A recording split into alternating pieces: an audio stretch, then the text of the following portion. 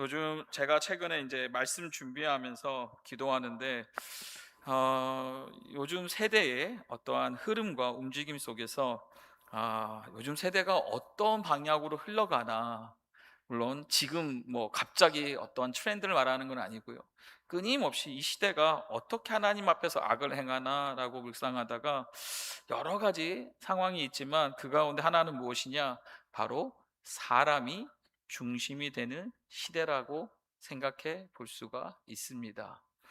오늘날 사람들은 끊임없이 말하는 것 같습니다. 나, 나, 또 누구요? 나. 나를 강조하는 시대가 되고 있죠. 왜 그렇습니까? 내가 중요하다라는 거죠. 내가 원하는 것이 중요하다라는 것이죠. 내가 행복해야 한다라는 것이죠. 더 나아가 내 생각이 맞고 내 인생은 내가 결정한다라는 것입니다. 물론 사람이 내가 중요하지 않다는 이야기는 아닙니다. 오히려 말씀을 자세히 보면 사람을 하나님이 굉장히 귀하게 존귀하게 하나님이 보십니다. 왜 그렇습니까? 바로 우리 인간은, 이 사람은 하나님이 주신 존엄성이 있다라는 것입니다. 감정도 있고 선택도 중요하고 우리의 삶도 하나님 앞에서 귀한 것이고, 더 나아가 그 이유가, 근원적인 이유는 우리가 누구의 형상대로요? 사람이 하나님의 형상대로 지어졌기 때문이라는 것이죠. 근데 문제는 무엇이냐? 여러분, 사람이 귀하고 중요하다는 것과 사람이 중심이 된다는 것은 다른 이야기라는 겁니다. 성경은 사람을 중요하게 여기지만 사람을 하나님의 자리에 올려놓지는 않습니다. 하나님께서 중심에 계셔야 한다라는 것이죠. 반대로 죄는 뭡니까? 언제나 하나님을 중심에서 밀어내고 누구를요? 그 자리에 하나님이 대신 우상을, 나를, 사람을 중심에 세우려고 한다라는 것입니다. 그래서 오늘 이 말씀을 통해서 우리가 함께 살펴볼 때에, 오늘 특별히 신본주의와 인본주의, 인본주의와 신본주의의 내용을 좀 같이 나누고자 합니다. 여러분, 창세기 3장 5절에 보시면 이 뱀이 누굴 유혹합니까? 첫 번째, 네, 하와를 유혹합니다. 그리고 유혹할 때 무엇이라고 말합니까? 3장 5절입니다. 너희가 그것을 먹는 날에는 어떻게 된다고요? 너희 눈이 밝아져 하나님과 같이 되어, 보세요, 그 다음 뭐라고 말합니까? 선악을 알 줄 하나님이 아심이니라. 그래서 선악과를 먹으면 무엇이 문제예요? 이 단순히 선악과를 먹은 것이 죄가 아닙니다. 무엇이 무엇입니까? 하나님이 아니라 바로 내가, 내 인생의 주인이 되겠다라는 것이죠. 하나님이 정하시는 선과 악보다 내가 선과 악을 판단하겠다라는 것입니다. 하나님의 말씀보다 내 생각을 앞세우겠다라는 것이죠. 하나님의 뜻보다 무엇입니까? 내 뜻, 내 욕심, 내 욕망을 따라서 살아가겠다라는 것이죠. 그래서 여러분, 결국 죄는 우리에게 무엇을 말하는 겁니까? 너가 주인이다라는 겁니다. 그러나 성경 말씀은 처음부터 마지막까지 정반대로 선포합니다. 누가 주인이라고요? 이 모든 만물을 지으신, 창조하신 창조주 하나님이 주인이다라는 것입니다. 인본주의의 가장 깊은 문제는, 여러분, 사람을 사랑하는 것이 아닙니다. 사람을 하나님보다 높은 자리에 놓는 것이라는 거죠. 반대로 여러분, 신본주의는 사람을 낮게 보고 무시하는 것이 아닙니다. 하나님을 하나님의 자리에 모시고 그 안에서 사람의 참된 존엄을 발견하는 것이 신본주의라는 것이죠. 오늘 우리가 로마서 1장을 보려고 합니다. 그 내용을 통해서 이 사도 바울이 이 인본주의의 실체와 그 결과를 낱낱이 드러내는 본문의 내용인데요. 말씀을 보시면 로마서를 시작하면서 사도 바울은 로마서를 통해 복음이 무엇인지 선포를 합니다. 그 내용이 1장 16절 17절에 나옵니다. 그 다음 그 왜 그 복음이 모든 사람에게 필요한지를 설명하기 시작하는데 그 첫 출발점이 바로 오늘 본문의 1장의 22절부터의 21절부터의 내용입니다. 그럼 같이 말씀을 좀 봅니다. 오늘 본문 로마서 1장 21절을 보겠습니다. 하나님을 알되, 누구를 알아요 여러분? 하나님을 안다고 얘기를 해요. 나 말씀 볼까요? 하나님을 알되 하나님을 영화롭게도 아니하며 감사하지도 아니하고 오히려 그 생각이 허망하여지며 미련한 마음이 어두워졌나니, 라면서 지금 어떠한 시대, 지금 이 세상이 어느 쪽으로 가는지를 다시 한번 설명을 하고 있습니다. 여러분, 사람이 중심이 되면 하나님을 밀어내고 결국 내가 옳다가 된다라는 것입니다. 다시 21절 봅니다. 여기에서 바울은 인간의 타락을 설명하면서 이 중요한 사실 하나를 말하는데, 그것은 이 세상은 하나님을 안다라는 거예요. 여러분, 참 가끔 선교를 다니다 보면 재밌는 현상을 봅니다. 사람이 하나님을 안다라는 거예요. 무엇을 통해서? 이 모든 만물이 창조되어져 있는 이 세계, 창조 세계의 질서와 창조 세계의 모습을 보면 누가 있다? 하나님이라는 존재, 신이라는 존재가 분명히 있다라는 것을 알 수밖에 없다라는 것이죠. 오히려 그 모르는 것이 이상하다라는 것입니다. 왜요? 그만큼 이 창조 만물이 그냥 어떠한 빅뱅의 이론에서 어떠한 무슨 점이 진화해서 만들어진 것이 가능치 않다라는 것이죠. 그래서 사도 바울은 19절 20절에 이 하나님께서 지으신 창조 세계를 통해서 그 하나님의 능력과 신성이 분명히 드러났음을 증거하고 있습니다. 문제는 무엇이냐?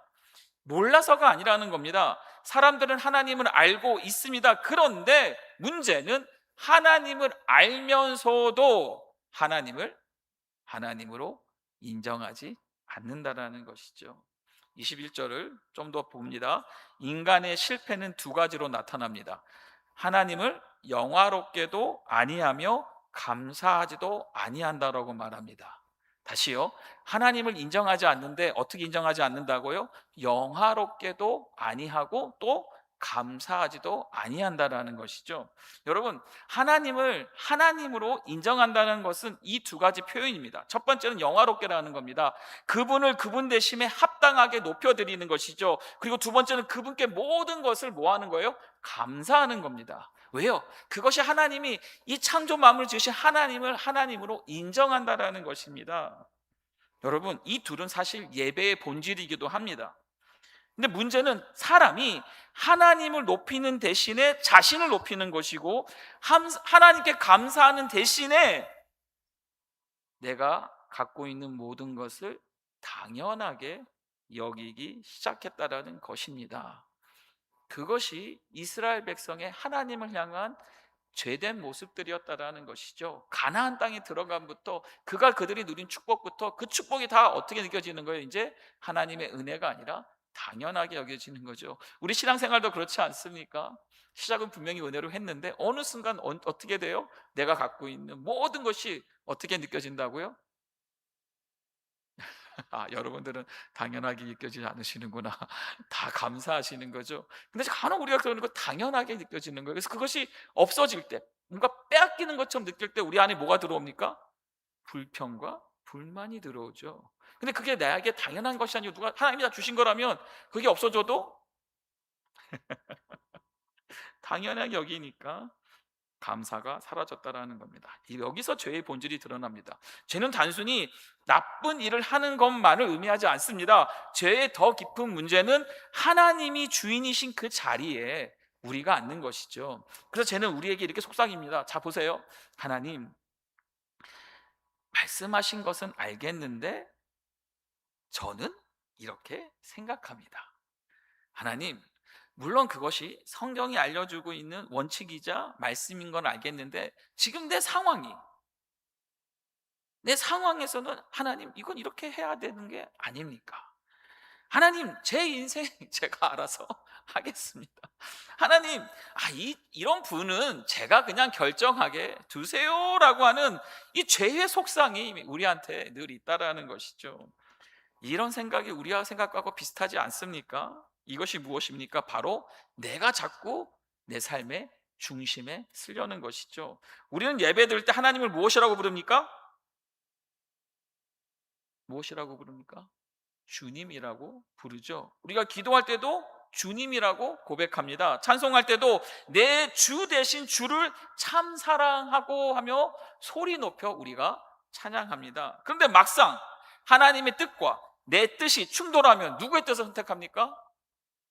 지금 여기서 말씀 안 하셔도 돼요. 우리가 말씀과 감정이 충돌하면, 하나님의 계획과 내 계획이 충돌할 때 우리는 무엇을 붙드냐라는 것이죠. 내가 원하는 것과 하나님 원하시는 것이 다를 때에 무엇을 선택하십니까? 우리는 이 질문들 앞에서 자신을 돌아봐야 합니다. 사도 바울은 하나님을 인정하지 않은 인간의 상태를 21절에서 이렇게 설명합니다.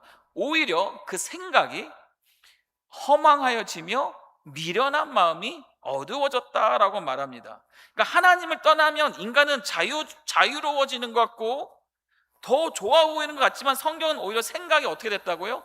허망해지고 그 마음이 어두워진다고 말씀합니다. 그래서 22절에 스스로 지혜 있다 하나 어리석게 되어라고 말하는 것이죠.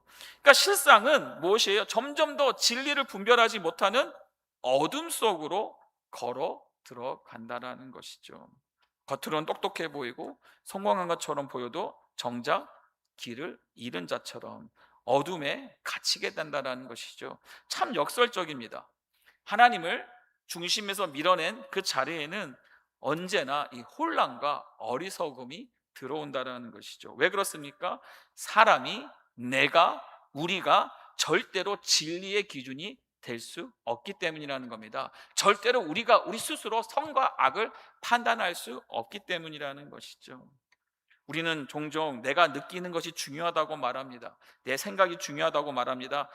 인생은 내가 결정한다고 말합니다. 물론 자유와 선택은 너무나 중요한 것입니다. 성경도 인간의 존엄성과 책임을 중요하게 말합니다. 하지만 내 생각과 감정이 진리의 최종 기준이 되는 순간부터 문제가 생기기 시작한다는 거예요. 허망과 어둠이 들어온다는 거죠. 그만큼 어리석은 것이 없다라는 것이죠. 내 감정이 진리의 기준이 되고 내 경험이, 내 생각이, 내 욕망이 진리의 기준이 되면 결국 어떤 결론에 도달합니까? 바로 내가 옳다. 누가 옳다고요? 내가 옳다는 결론에 도달하게 됩니다. 이 모습을 사사기서 21장 25절에는 이렇게 표현합니다. 그때에 이스라엘에 왕이 없으므로 사람이 어떻게 합니까?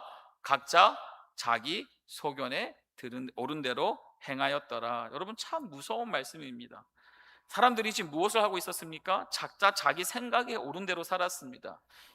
여기서 문제는 단순히 왕이 없다라는 것이 아니라 하나님의 통치를 인정하지 않는다는 것입니다. 하나님이 기준이 아니라 각자가 기준이 되었다라는 것이죠. 나는 이렇게 느껴. 나는 내 방식대로 할 거야. 나는 이것이 맞다고 생각해. 누가 뭐라 해도 나는 이렇게 할 거야. 무엇입니까? 하나님의 말씀이 기준이 아니라 내가 기준이 되는 것이죠. 이거 참 무섭다라는 겁니다. 왜 무섭습니까? 여러분, 성경 인물 중에 하나님이 기름 부으신 첫 번째 사울 왕이 이런 모습을 보여주었습니다. 하나님께서는 사울에게 아멜렉을 완전히 없애라고 명령하셨지만, 사울은 어떻게 했습니까? 자기 판단대로 자기 눈에 보내 좋은 것들을 다 남겨두었습니다. 그리고 그를 책망하자 뭐라고 말합니까? 하나님께 무엇하기 위해서? 제사를 드리기 위해서 이것을 남겨놨다라고 말하죠. 그랬더니 사무엘이 그에게 이렇게 말합니다. 순종이 제사보다 낫고 듣는 것이 순양의 기름보다 나으니라. 여러분, 사울의 문제는요, 하나님을 몰랐던 것이 아닙니다. 알고서도, 하나님의 말씀을 알면서도 자신의 판단을 하나님 말씀보다 앞세웠다라는 것이죠. 참, 이런 모습이 참 우리에게 있을 수 있는 모습이라는 겁니다. 하나님의 말씀을 알지만 하나님, 이번에는 어쩔 수 없습니다. 성경적으로는 그렇지만 지금 현실은 다르지 않습니까? 제가 기도해 보니까 이 생각이 맞는 것 같습니다라는 우리의 어떠한 반응의 모습들이 있다라는 것이죠. 물론 우리의 생각과 판단이 필요합니다. 하지만 신앙은 내 생각을 하나님의 말씀보다 위에 올려놓는 것이 아니라 하나님 말씀 앞에서 내 생각을 어떻게 해요? 내려놓는 것이 신앙이라는 것이죠. 자, 그러면 이렇게 인본주의로 가는 결과가 어떻게 되는지 한번 볼까요? 인본주의적 가치가 지나치게 강해지면 결국 개인주의와 이기주의로 이어지게 되어 있습니다. 보세요.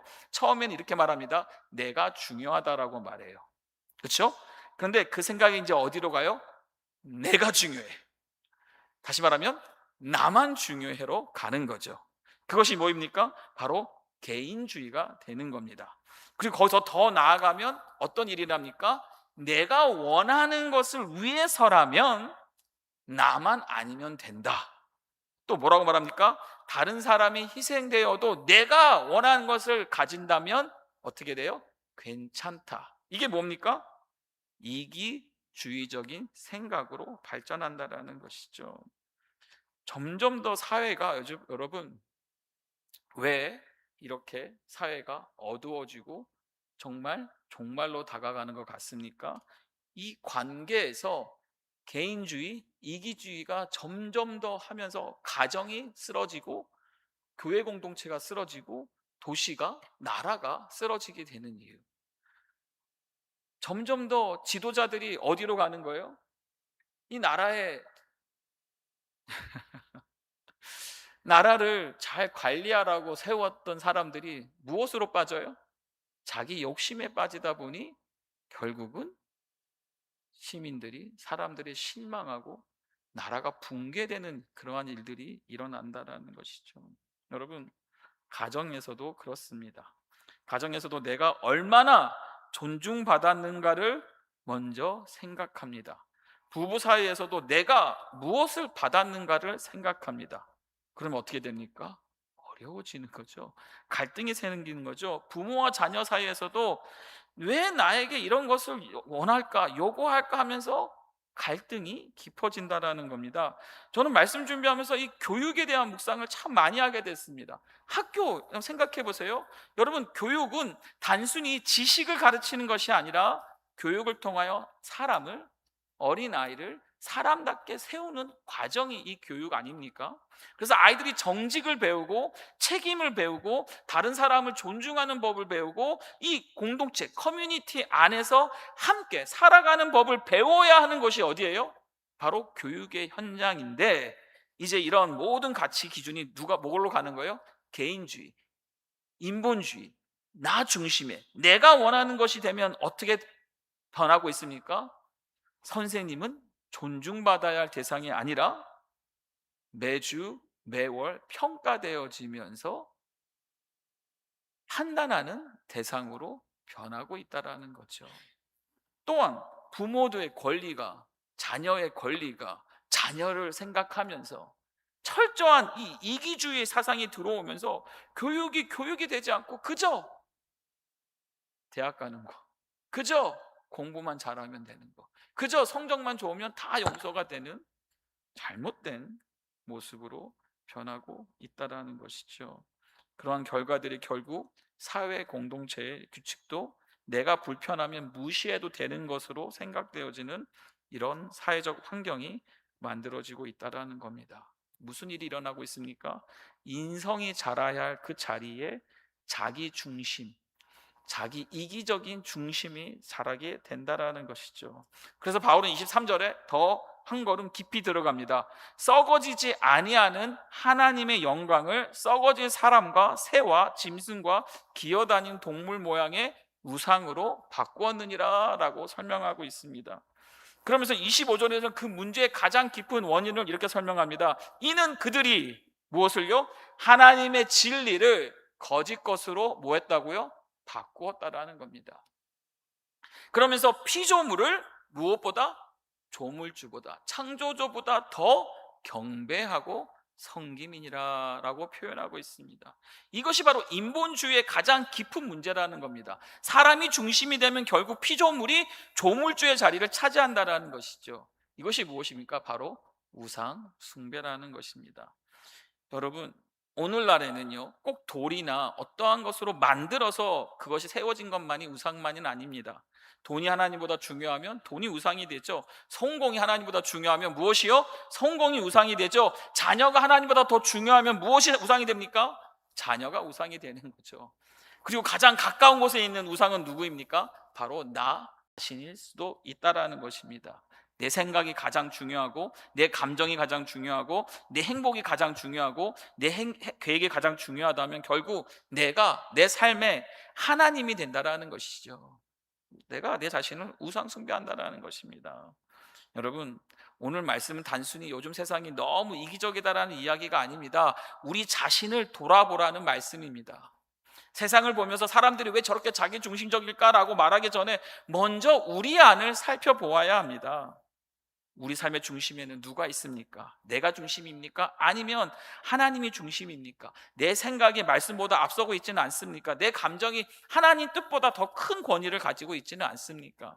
사랑하는 여러분, 사람이 중심이 된 그 삶의 가장 큰 문제는 단순히 이기적이라는 데 있지 않습니다. 결국 하나님은 하나님 자리에서 밀어내는 것입니다. 그리고 그래서 인본주의의 마지막에는 무엇이 결론이 나냐? 바로 하나님이 필요 없는 사람이 된다라는 것입니다. 그래서 복음은 우리에게 다시 진리된 길을 가르쳐 주겁니다. 내가 주인이 되는 삶에서 내려와 우리 예수님을 나의 주인으로 모셔라. 왜 그렇습니까? 예수님만이 우리의 진정한 주인이시며 예수님 안에서만 우리가 참된 인간의 존엄성을 발견할 수 있기 때문이라는 겁니다. 그래서 두 번째입니다. 하나님이 중심이 되면 누굴 따라간다고요? 예수님을 따라가는 사람으로 변화된다는 겁니다. 여러분, 하나님이 중심이 된 삶은 어떤 삶입니까? 단순히 하나님을 많이 생각하는 것이 아닙니다. 단순히 교회에 열심히 다닌다는 것을 의미하지 않습니다. 하나님을 내 삶의 주인으로 인정하는 것입니다. 하나님을 하나님으로 인정하는 것입니다.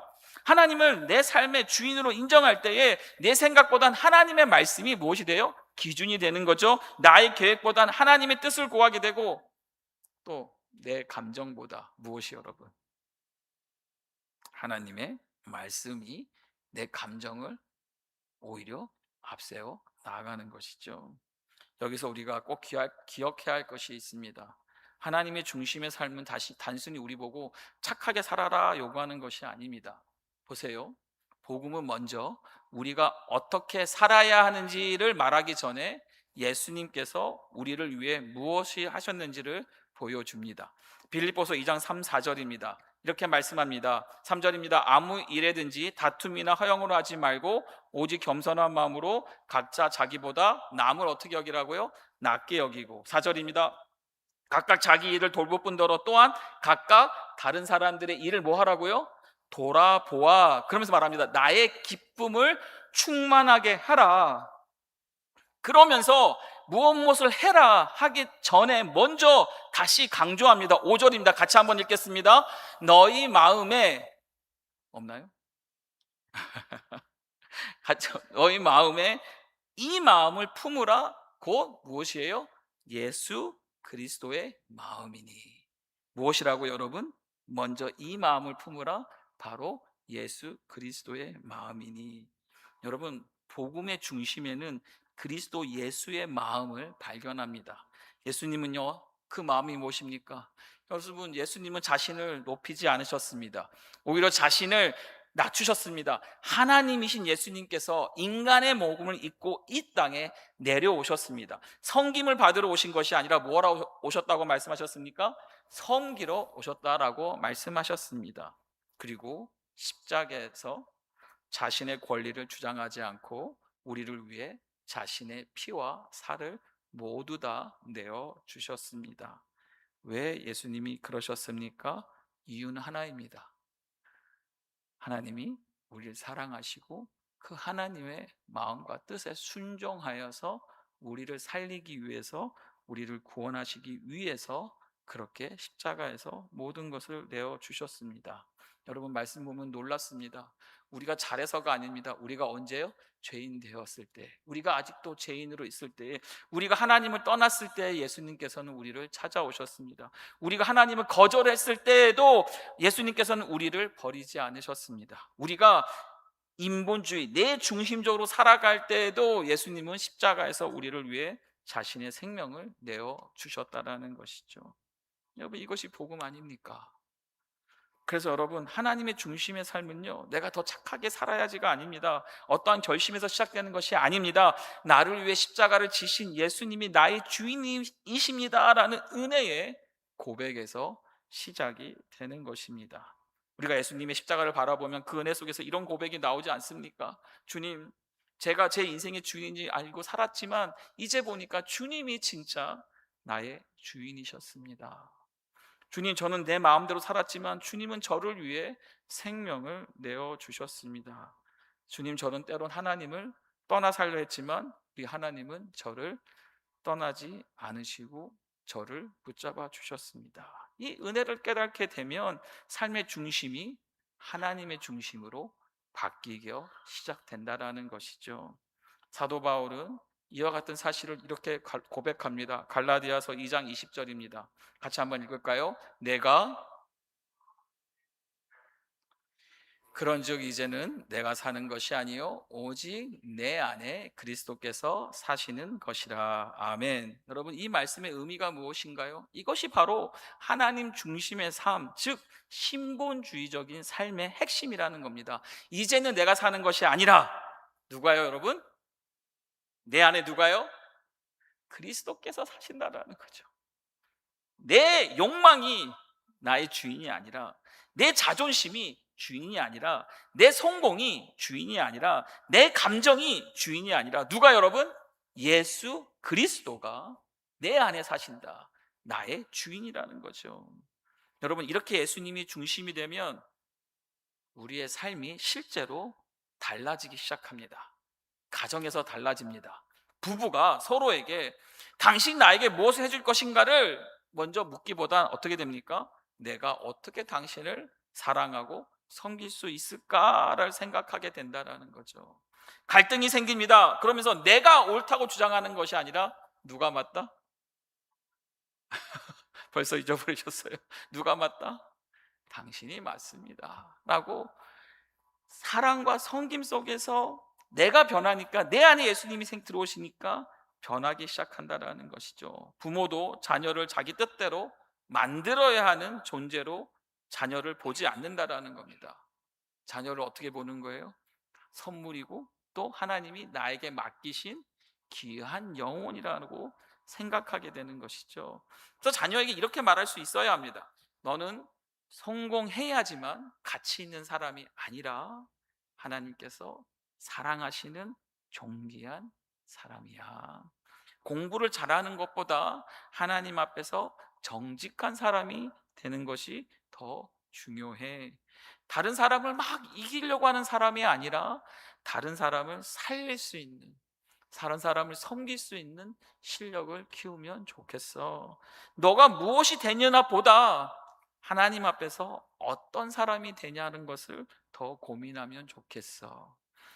이것이 여러분 하나님 중심의, 하나님의 세계관을 가르치는 하나님 중심의 교육이라는 것이죠. 교회에서도 달라집니다. 교회가 나에게 왜 이런 것을 안 해줄까? 왜 무엇을 해주지 않나라는 질문에서 주님을 위해 내가 무엇으로 주님의 몸된 교회를 섬겨야 할까라는 질문으로 바뀐다라는 겁니다. 내 의견을 관철시키는 것보다 주님의 몸된 교회 공동체를 더 사랑으로, 한마음으로 세우도록 하는 것을 중요하게 생각하는 것이죠. 더 나아가 내가 인정받는 것보다 예수 그리스도의 이름이 높아지는 것을 더 기뻐한다라는 것입니다. 여러분, 다시요, 왜 이런 변화가 일어나는 겁니까? 바로 내가 중심이 아니기 때문입니다. 예수님이 중심이기 때문입니다. 이것이야말로 하나님의 형상이 드러나는 존귀한 인간다움에 드러나는 모습이라는 것이죠. 그래서 사람의 중심과 삶과 하나님의 중심의 삶은 인생의 질문 자체가 달라지기 시작합니다. 사람 중심의 삶은 결국 뭘 구합니까? 나를 왜 다른 사람들이 어떻게 하지 않냐라고 묻지만, 하나님 중심의 삶은 하나님께서 나를 통해 누구를 섬기고 누구를 살리기를 원하십니까? 묻는다는 것이죠. 왜 나는 이런 것을 원하는데 왜 이런 것을 주지 않나 묻는 것이 아니라, 내가 누구를 더 사랑하고 섬겨야 됩니까? 라고 하나님 앞에 묻게 된다라는 것이죠. 사람 중심의 삶은 하나님 정말 이런 것 좀 도와주시고 이런 것을 이루게 해주세요 라고 기도하지만, 하나님 중심의 삶은 주님의 뜻이 이루어지기를 원합니다. 나를 그 은혜로 사용해 주세요 라고 기도한다라는 것이죠. 할렐루야. 세상에서는 우리에게 그 가치, 계속해서 세상의 가치를 이렇게 말합니다. 성공해야 가치 있는 사람이다. 사람들에게 인정받아야 가치 있는 삶을 산다.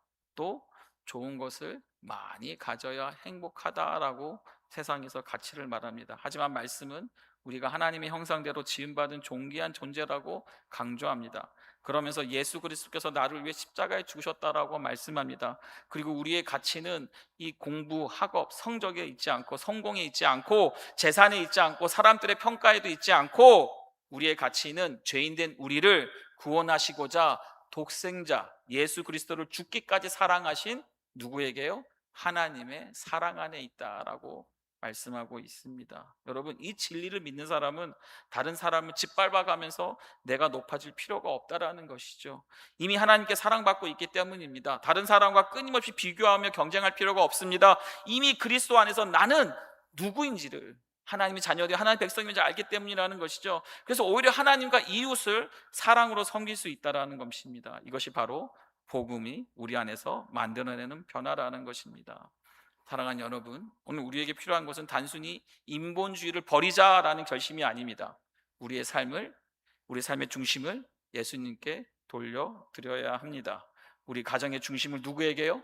예수님께 돌려드려야 합니다. 자녀 양육의 중심을 누구에게요? 예수님께 돌려드려야 합니다. 교회의 중심을 예수님께 돌려드려야 합니다. 무엇보다 우리 인생의 중심을 예수님께 돌려드려야 합니다. 그래서 우리는 매일 이렇게 고백할 수 있기를 바랍니다. 주님, 오늘도 내가 주인이 되지 않게 하소서.